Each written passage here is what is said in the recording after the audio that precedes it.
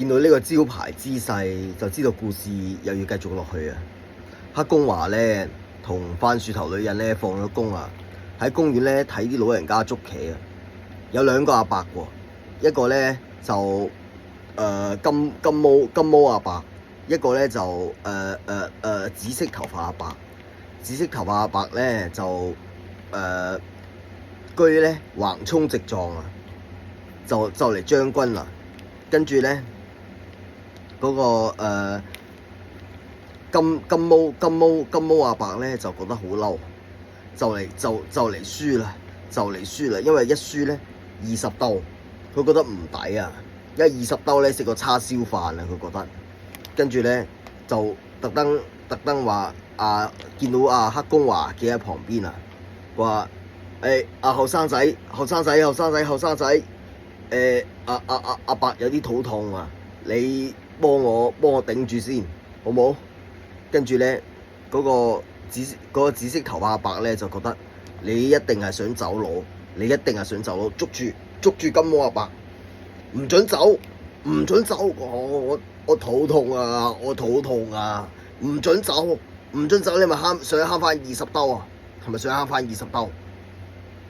唉，跟住嗰個金毛阿伯就好20兜啊嘛，攞出嚟我送俾你，就攞咗20蚊擺喺台面，下次咧唔同你捉棋啊。跟住咧佢見到個計謀失敗啊，跟住咧就諗住揾黑公華嚟度水啊。跟住話後生仔，俾次機會你，阿伯同你捉鋪棋，過嚟坐。跟住咧個紫色頭阿伯咧就讓位咧，退位讓賢啊，俾黑公華坐啊。黑公華咧坐落去，似模似樣，成個諸葛亮咁樣喎。呆咗好耐啊，唔係太識捉棋啊。跟住咧黑公華話：我唔係太識捉棋，不過番薯頭女人咧，嗰個叫番薯頭女人啊。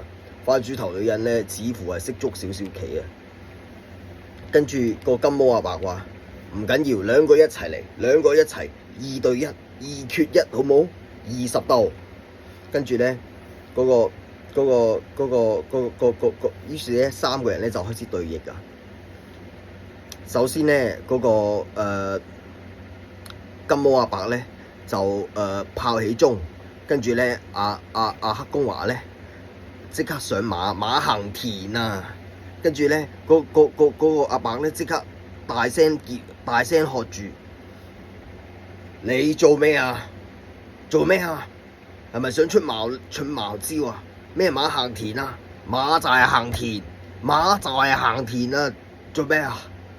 你話唔識我啊？又話唔識我邊個位㗎？我話你知我剪狗毛㗎，嗰度我剪狗毛，但係都好串㗎。知唔知啊？馬就係行田，記住。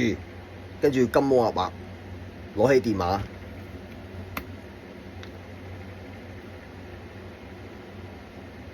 喂，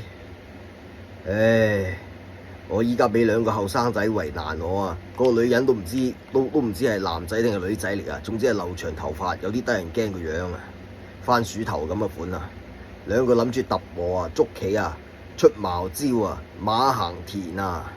跟住阿仔你快啲過嚟，帶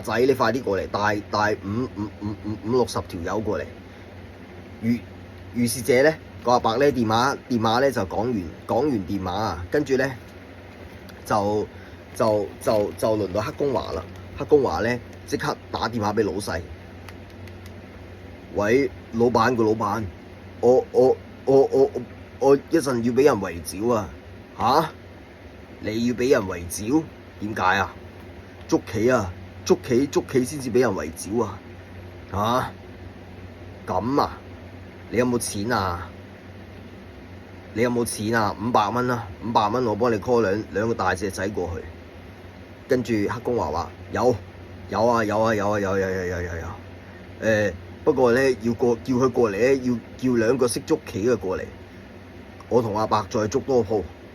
跟住咧，跟住咧，老闆咧就 call 咗2個咧對弈高手啊，識捉棋嘅識捉棋嘅過嚟咧，跟住咧就指點黑公華咧同阿伯捉啊，阿伯咧已經冇心情捉啦，因為人多勢眾啊，50幾個人過嚟啊，跟住咧跟咧個兩個兄弟咧見到唔對路咧就一嘢跑走啊，跟住咧留低黑公華咧同番薯頭女人咧喺度頂住嗰個50幾個人，個50幾個人咧就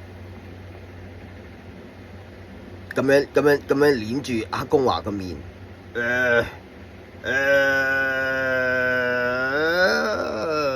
跟住咧有啲咧就扯掹耳仔，跟住咧黑公華咧就係同阿番薯頭女人咧喊住咧就返咗屋企咧食飯啦，咁樣咧就完結咗一次捉棋記啊！唉，捉棋咧就係人生棋局啊！行起衰運咧，有時候咧20兜咧都要俾啊！佢今次咧俾咗580蚊啊，因為咧阿伯咧勒索佢啊，叫佢攞多60蚊出嚟咧，請佢食4盒叉燒飯，跟住咧咁樣咧就完結咗件事。好啦，拜拜。